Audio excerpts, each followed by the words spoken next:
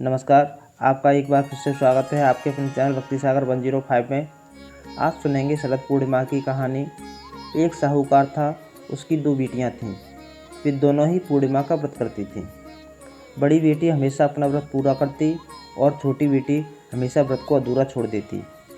साहूकार ने दोनों बेटियों का विवाह बड़ी धूमधाम से कर दिया और कुछ समय के बाद दोनों गर्भवती हुईं और दोनों ने बच्चों को जन्म दिया। बड़ी बेटी के पुत्र हुआ, लेकिन छोटी बेटी के संतान होते ही मर गई। इसके बाद जब भी छोटी बेटी को कोई संतान होती तो होते ही मर जाती। साहूकार की छोटी बेटी संतान की मृत्यु से बहुत दुखी हो गई। उसने पंडितों से इसका कारण पूछा तो पंडितों ने बताया कि तुम हमेशा अधूरा व्रत करती हो, इसके कारण तुम्हारी संतान नहीं बचती।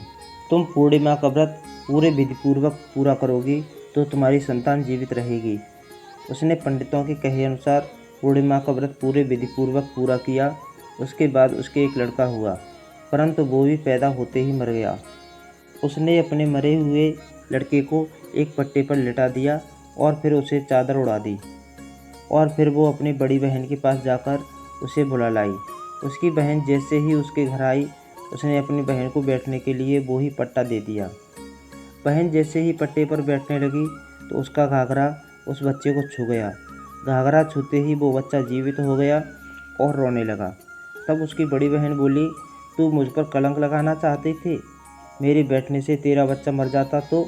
तब छोटी बहन ने कहा, यह तो पहले से ही मरा हुआ था, तेरे पुण्य से यह जीवित हो गया है, तेरे भाग्य से इसका पुनर्जन्म हुआ है। बच्चे के रोने की आवाज़ सुनकर छोटी बहन बहुत खुश हुई और उसने अपनी बड़ी बहन से कहा, तू पूरा व्रत करती थी और मैं अधूरा, इसलिए तेरे ऊपर हमेशा भगवान की कृपा हुई और मेरा अधूरा व्रत करने के कारण मुझे दोष लगा और मेरी संतान कभी भी जीवित नहीं रहती थी। आज तेरे भाग्य से मेरी संतान जीवित हो गई। ये बात उसने राजा से कही और राजा ने पूरे गांव में ढिंढोरा पिटवा दिया, जो कोई भी व्रत को करे वो पूरा व्रत करे, अधूरा न छोड़े। तो ये थी शरद पूर्णिमा की कथा। आपको ये कथा कैसी लगी नीचे कमेंट बॉक्स में कमेंट करके ज़रूर बताइए और चैनल को सब्सक्राइब कर लीजिए, बेल आइकन दबा दीजिए, जिससे आने वाली हर वीडियो की नोटिफिकेशन आपको समय पर मिलती रहे। धन्यवाद।